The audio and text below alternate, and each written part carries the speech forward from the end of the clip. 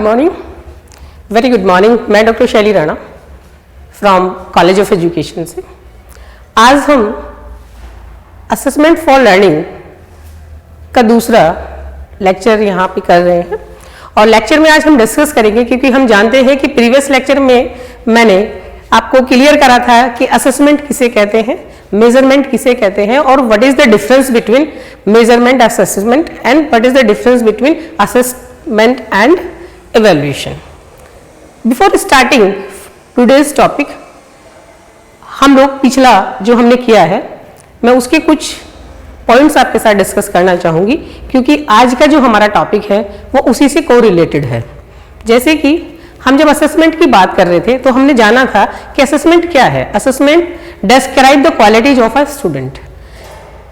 Assessment during the process हम करते थे, यानी कि असेसमेंट हमेशा और हमेशा आकलन कब होगा, जब हम बच्चे को क्लास में पढ़ा रहे होंगे, बच्चे का बिहेवियर कैसा है, बच्चे की शेयरिंग नेचर किस तरीके की है, बच्चा किस तरीके से अपना एटीट्यूड और अपना एप्टीट्यूड उसका है, ये सभी चीजें हमने असेसमेंट में देखी। उसके साथ ही साथ हमने ये भी समझने की कोशिश की कि असेसमेंट में हमेशा इंप्रूवमेंट होता रहता है और जहां जहां बच्चे की कमियां नजर आती है वहीं उसको इंप्रूवमेंट के लिए बच्चे को टीचर फीडबैक देता है कि यहाँ पे आपका ये चीज लैक ऑफ है और आप इसे कैसे इंप्रूव करेंगे।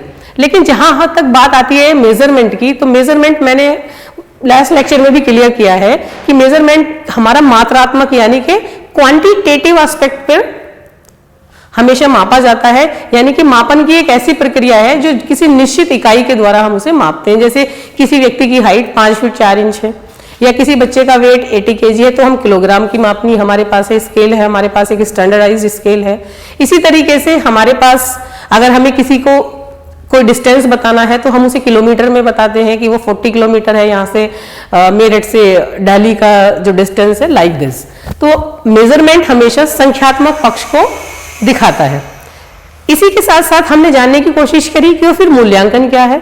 मूल्यांकन is basically the combination of both assessment as well as measurement. Measurement और असेसमेंट दोनों का ही मिला जुला रूप है मूल्यांकन। मूल्यांकन केवल एक पक्ष पे ही नहीं बल्कि बच्चे के क्वालिटेटिव और क्वांटिटेटिव दोनों ही एस्पेक्ट्स को हम मूल्यांकन के अंतर्गत उसका मूल्यांकन लास्ट में कर रहे होते हैं। मूल्यांकन हमें बताता है कि बच्चे का जजमेंटल एस्पेक्ट, कि बच्चे का स्टेटस क्या है, बच्चे का जो परफॉर्मेंस है वो क्या रहा, पास है कि फेल है या कितने परसेंट से उस बच्चे ने स्कोर किया है। इसके साथ ही साथ आज हम जानने की यहाँ कोशिश करेंगे, पिछले लेक्चर में मैंने ये भी क्लियर करा था कि असेसमेंट को जब हम एग्जाम्स में जाते हैं हमारे बच्चे, स्पेशली टैट और सुपर टैट या स्टेट टीचर एलिजिबिलिटी टेस्ट में, तो एक असेसमेंट फॉर लर्निंग से एक क्वेश्चन आता है कि what is the difference between assessment for learning, assessment of learning and assessment as learning.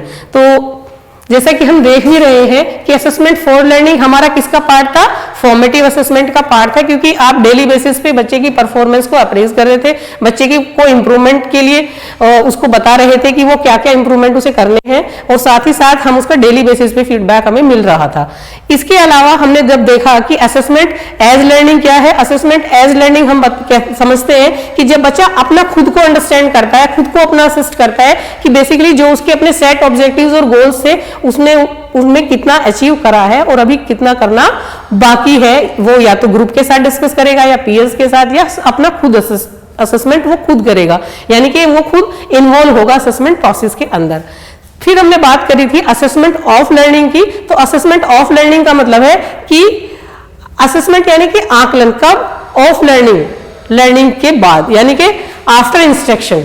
जब हम आफ्टर इंस्ट्रक्शन करते हैं, आपने कोई यूनिट बच्चे को पढ़ाई या आपने अपना सिलेबस उसको जो कंटेंट्स थे वो सब कुछ उसको डिस्क्राइब कर दिए, बच्चे को सही से डिलीवर कर दिया और लास्ट में बच्चे को आप क्या बता रहे हैं कि बच्चे ने कैसा परफॉर्म किया है। This is come under assessment of learning. इसमें आपका इंप्रूवमेंट भी कम होगा, फीडबैक भी उसको साथ साथ नहीं मिल रहा होगा, बल्कि लास्ट में आप आफ्टर इंस्ट्रक्शन ही बच्चे को क्या देते हैं, फीडबैक उसको उसका मिलता है, उसका वो भी जजमेंटल फॉर्म में, या तो फेल या तो पास।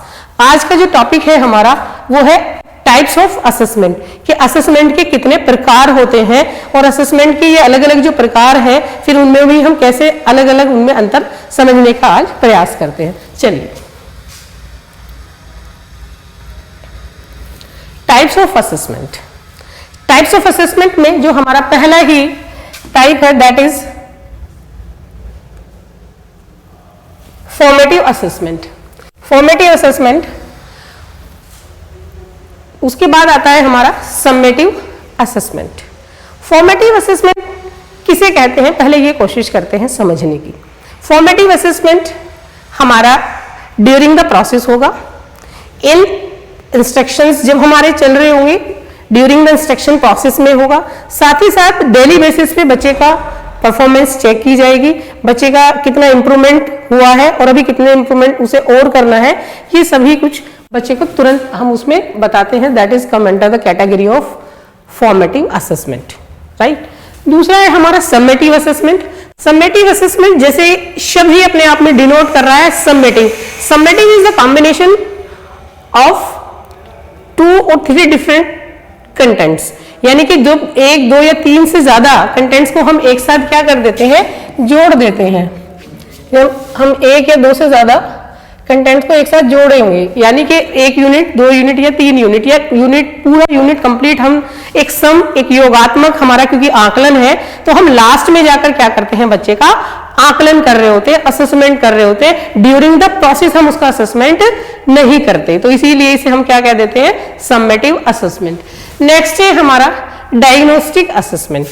Diagnostic assessment is that assessment in which we see the graph of the student. हम बच्चे का क्या करते हैं, ग्राफ देखते हैं कि उसने कितना अचीवमेंट किया है और अभी उसको कितना करना बाकी है। सपोज करो किसी बच्चे ने 100 में से 75 नंबर उसके आते हैं, तो 25% का जो वो 25 मार्क्स का जो उसका गैप है, लर्निंग गैप है, how we will fill that. उसके बाद हम उससे क्या करेंगे, उस बच्चे के रेमेडियल असेसमेंट में हम ये कोशिश करते हैं कि हम इसको रेमेडी यानी कि उसको ये जानेंगे कि कहाँ पे बच्चा लैक ऑफ कर रहा है और उसी के आधार पर फिर उसको उपचार दिया जाता है जहां जहां पे उसकी कमियां रही हैं।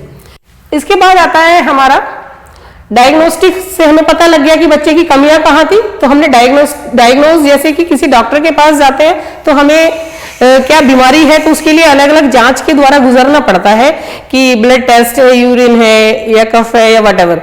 इसी तरीके से ही हम डायग्नोस्टिक असेसमेंट में भी सेम यही प्रक्रिया होती है कि बच्चे का हम ये उसको डायग्नोज करते हैं कि जो बच्चे ने अचीवमेंट करा है वो बेसिकली उसको डायग्नोज करके ये पता लगेगा कि कमी है कहाँ, फिर जिस जगह वो लैक ऑफ कर रहा है उसी एरिया को उसको स्ट्रॉन्ग किया जाएगा, उसी एरिया पे उसको काम कराया जाएगा। फिर इसके बाद आता है हमारा रेमेडियल। अब हम जानते हैं कि जब हमने अचीवमेंट के आधार पर हमने देखा कि बच्चे का यहाँ पे लर्निंग गैप आ रहा है, तो लर्निंग गैप को भरने के लिए हमने क्या करा, उसे डायग्नोज कर लिया, पता कर लिया कि बच्चे कहाँ कमियां हैं, बच्चा कहाँ पे लैक ऑफ हो रहा है, बच्चे की राइटिंग अच्छी नहीं है, बच्चे की कम्युनिकेशन स्किल्स बेहतर नहीं है, या बच्चा अपने व्यूज को सही से कॉपी में लिख नहीं पा रहा है, या बच्चे को कुछ टॉपिक्स को समझने में ज्यादा मुश्किल हो रही है, या एक पर्टिकुलर विषय में ही वो ज्यादा लैक ऑफ कर रहा है, वगैरह वगैरह। ये सारी चीजें हमें कहाँ पता लगी, जब हमने उसे क्या करा, डायग्नोस्टिक असेसमेंट करा। अब रेमेडी क्या है, रेमेडियल का मतलब क्या, उपचार, यानी कि उपचारात्मक हमारा आकलन। अब हम इस रेमेडियल असेसमेंट में बच्चे को रेमेडियल एस्पेक्ट पे काम करेंगे कि बच्चे को बेसिकली जो उसकी कमी है वो कैसे रेक्टिफाई की जाए। तो उसके लिए हम स्पेशल क्लासेस लगाते हैं, एक्स्ट्रा क्लासेस लगाते हैं, या ट्यूटोरियल्स स्कूल्स में बच्चे के लिए अरेंज करे जाते हैं। All are the part of our remedial assessment. इसके बाद आता है हमारा norm referenced assessment. Norm reference assessment क्या है कि आपके कोई बच्चे का असेसमेंट आपको करना है तो उसके कुछ सर्टेन नॉर्म्स होंगे, उसके आधार पर आप बच्चे का क्या करते हैं, कंपैरिजन करते हैं। जैसे आप देखते हैं कि जब कोई किसी DSSB का कोई एग्जाम हो, या हमारा TGT PGT का हमारा टीचिंग का हो, या KVS का हो, तो बच्चा एक एग्जाम में अपीयर होता है और उसके बाद में बच्चे की जो सिलेक्शन प्रक्रिया है वो मेरिट के आधार पर की जाती है।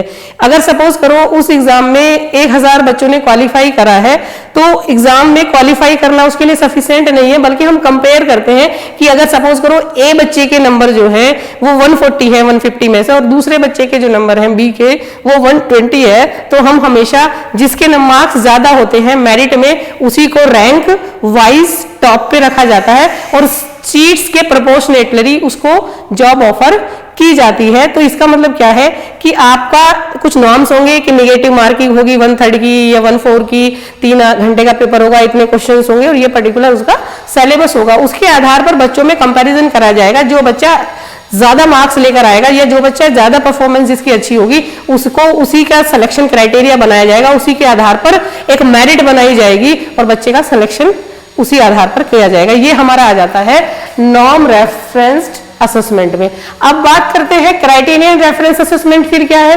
बेसिकली क्राइटेरियन रेफरेंस असेसमेंट क्या है? क्राइटेरियन यानी कि कसौटी, यानी कि कसौटी का अर्थ होता है कि अगर किसी बच्चे ने 90 मार्क्स सपोज करो 150 से में से स्कोर करा है और वो बच्चा सीटेट का एग्जाम दे रहा है या किसी एसटेट का एग्जाम दे रहा है या एचटेट का दे रहा है या एमपी टेट है या आरटेट है, राजस्थान टीचर एलिजिबिलिटी टेस्ट।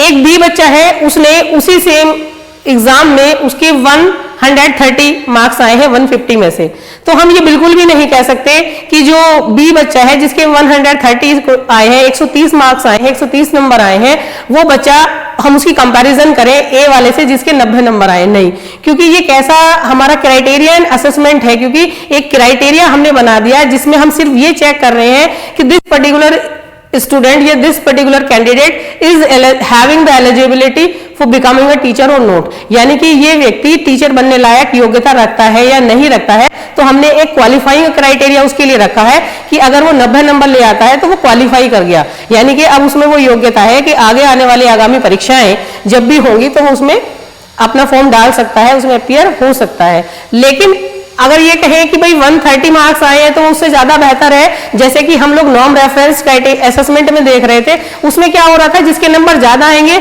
उसका हम कंपैरिजन कर रहे थे दूसरे वाले से कि पहले बी वाले के ए वाले से नंबर ज्यादा है तो इसको मेरिट लिस्ट में ऊपर रखा जाएगा, इसीलिए इसकी कट ऑफ ज्यादा है तो इसका सिलेक्शन कर दिया जाएगा। लेकिन यहाँ पर जब हम क्राइटेरियन रेफरेंस असेसमेंट की बात करते हैं तो इस तरीके की किसी भी कंपैरिजन की बात हम कभी भी नहीं करते हैं, बल्कि ये क्या होता है, सिर्फ और सिर्फ एक क्वालिफाइंग क्राइटेरिया, एक मानक हमने माना है, एक कसौटी है जिसपे अगर बच्चा क्वालिफाई कर जाता है तो उससे पता लग जाता है कि इस बच्चे के अंदर ये पर्टिकुलर एबिलिटी है, टीचर बनने की योग्यता है या ये कैंडिडेट रखता है।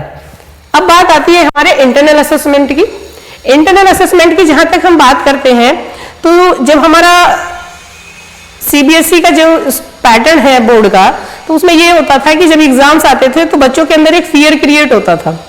फियर क्रिएट होता था तो उसके लिए एक नया टर्मिनोलॉजी आया जिसे हम आगे भी डिस्कस करेंगे, कंटिन्यूअस एंड कॉम्प्रिहेंसिव इवैल्यूएशन, जिसमें कंटिन्यूअस और कॉम्प्रिहेंसिव इवैल्यूएशन की बात करते हैं। ऐसा नहीं कि बाहर से एग्जामिनर आएंगे, बोर्ड के एग्जाम्स होंगे और फिर उसमें बच्चे को फेल या पास कर दिया जाएगा।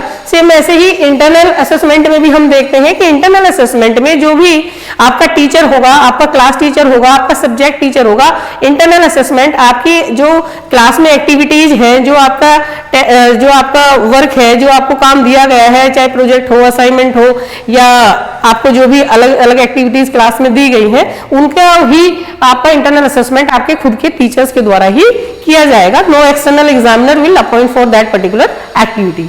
अब अगला है एक्सटर्नल असेसमेंट।